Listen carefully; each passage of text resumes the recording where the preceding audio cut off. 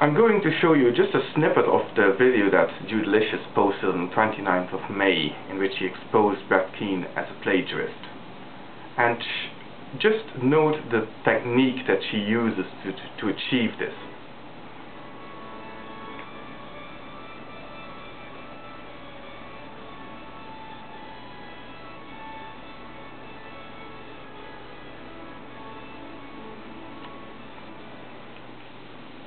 Pretty clear cut, isn't it? You take a poem that Brett attributes to himself, and then underneath that, underneath every line of the poem, you post a line of a much older poem that is almost verbatim identical to Brett's poem. Exposed! Brett is not the only one that this has happened to. Not on YouTube, in the literary world. Does anybody remember the name of Kaavya Viswanathan? Maybe not. That's because she's sunk into obscurity. And why has she sunk into obscurity? Because she's a plagiarist. But the case was famous last year. She published a novel, and after a fan of Megan McCafferty started reading that novel, she was struck by the similarities of style between this novel and Mrs. McCafferty's novels. Not only that, she then took out Mrs. McCafferty's novels, and lo and behold, she found correspondences between the two that went way beyond coincidence. I'm going to post a link to this case in my video description. Again, you expose plagiarism by showing the correspondences between the new text and older sources. Let's look at another new text. In this text, a baby is put in a basket and set afloat on a river. And let's look at an older source, in which a baby is put in a basket and set afloat on a river. The new, in quotation marks, text features a lad called Moses. The old text features somebody called Sargon, king of Babylon, later of course. Let's look again at Moses. Remember the bit where he's handed the 10 Commandments on stone tablets by God himself? Well, guess what? The sun god handed the code of law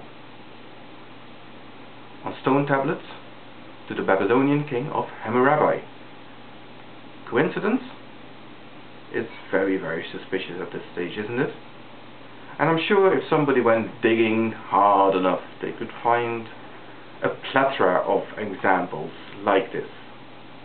Moses seems to be especially fertile ground for this sort of investigation. But it doesn't stop there. We can also move into the New Testament and find a character there called Jesus. And with thanks to teabowbraine for his video about the movie Zeitgeist, I certainly, I thought that movie was a little bit suspect. I thought they were kind of laboring the point a bit and maybe making the correspondences a bit stronger than they really were. But it is a bit of investigation, and it is undeniable that there are very clear correspondences between the mythology around Horus, Mithra, Dionysus, and Jesus. They are undeniable. They are clearly, the stories in Jesus, and the stories around Jesus are clearly derived from those stories around those earlier mythological creatures or people. So we cannot deny that the Bible is a literary work that has borrowed very heavily from earlier myths that were just myths and did not represent any literal truth whatsoever, and therefore the Bible clearly cannot be literally true. Not 100% word for word in any case. So that dismisses the Bible thumpers. But of course, you might consider yourself a moderate Christian or a moderate Jew reading the Torah, thinking to yourself, well, okay, the stories aren't literally true, not 100%, but to a large extent, certainly. And you need to ask yourself a very salient question.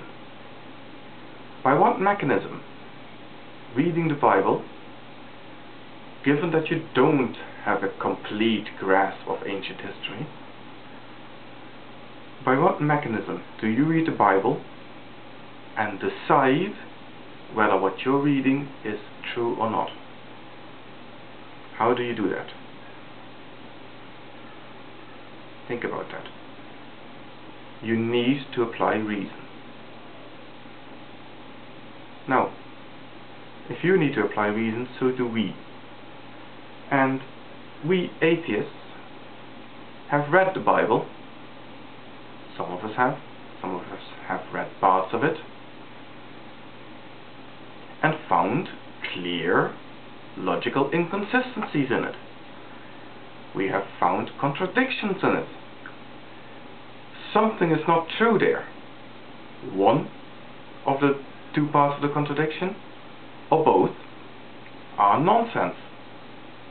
How do we decide? What attitude do we therefore take toward the Bible? The only valid attitude to take is one of reserved skepticism. You need to take every bit you read in there with a large grain of salt. And that is only for factual information. Then we're looking at, for example, the moral code in the Bible. Now we have clearly established that the Bible cannot be the work of a deity. It is simply words written down by men. And therefore, if it contains moral directives or moral codes, these are moral directives and moral codes invented and written down by people. And therefore, we can criticize them. We can look at them, we can evaluate them, we can see whether they're still relevant in this day and age, and we can dismiss them if we find them wanting. And that is exactly what we're doing.